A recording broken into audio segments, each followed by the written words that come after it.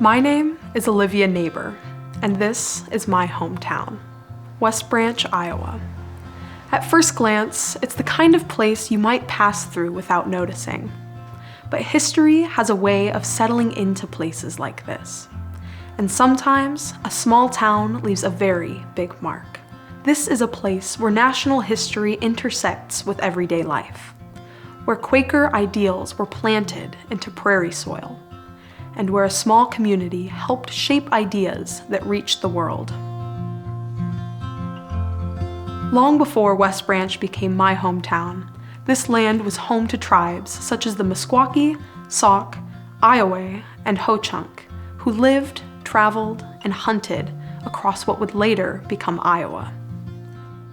In the 19th century, Native Americans were forcibly removed from their homelands as the United States expanded westward. By the mid-1800s, settlers began arriving, drawn by fertile soil and notions of opportunity in the American Midwest. Among them were Quakers, who came seeking land, freedom, and a place to live according to their beliefs. They valued simplicity, education, equality, and peace. These beliefs would shape the character of West Branch from its very beginning. West Branch was established in the 1850s. Homes were built by hand. Roads were carved through prairie. Schools and meeting houses became the heart of the growing settlement. Life here was not easy. Winters were harsh and work was constant. The community depended on cooperation and shared responsibility. The Quaker Meeting House became a center not just for worship, but for education, decision-making, and moral guidance. Let your lives speak. That phrase, central to Quaker belief, would come to define the town itself. In the years leading up to the Civil War, the values that shaped West Branch were tested in profound ways. Even in small towns far from the South, people were forced to decide what they stood for. Just a few miles from West Branch, one of the most influential abolitionists in American history found allies. His name was John Brown. Quakers in this region shared Brown's belief in equality and the humanity of enslaved people. In November 1856, Brown arrived at the Travelers' Rest Inn in West Branch, seeking support, supplies, and refuge. Innkeeper James Townsend told Brown he'd always have free room and board. Homes and meeting spaces in the area became quiet points of resistance, part of a larger network that helped people escaping slavery move north toward freedom. While West Branch itself was never a battleground, the moral decisions made here connected this small Iowa town to one of the most pivotal struggles in American history.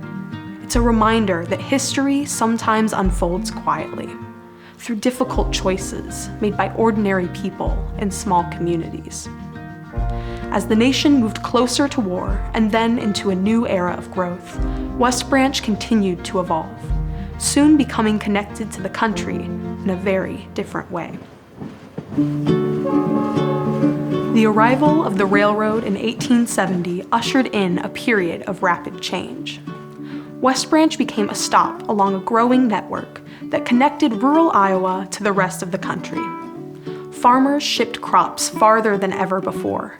People arrived more easily, and businesses opened along Main Street. The railroad put West Branch on the map, and the town began to grow.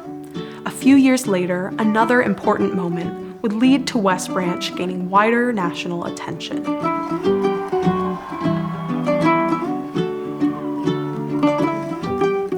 In 1874, Herbert Hoover was born in a small cottage in West Branch. His father was a blacksmith. His mother, a devoted Quaker. But tragedy struck early.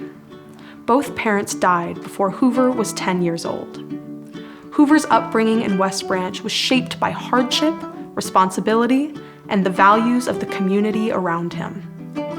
The emphasis on service and self-reliance never left Hoover, guiding him through a remarkable life, from his humanitarian work in Europe to the presidency of the United States. When Herbert Hoover became president in 1929, West Branch gained national recognition. Suddenly, this small Iowa town was known across the country. The Herbert Hoover Presidential Library and Museum was established here in 1962, ensuring that West Branch would remain a place of reflection on leadership and service. Today, West Branch is a town shaped by its past, but focused on its future. It remains a place where people know one another, where history is part of daily life. The town continues to balance growth, preservation, and the community values that have been passed down for generations. West Branch may be small, but its story isn't. It's a story of people who believed their lives should reflect their values, of neighbors who acted even when it was risky, and of a town that continues to carry these ideas forward. For me, this will always be more than a place on a map. It's where my understanding of community began. And no matter how far I go, it's a place I carry with me.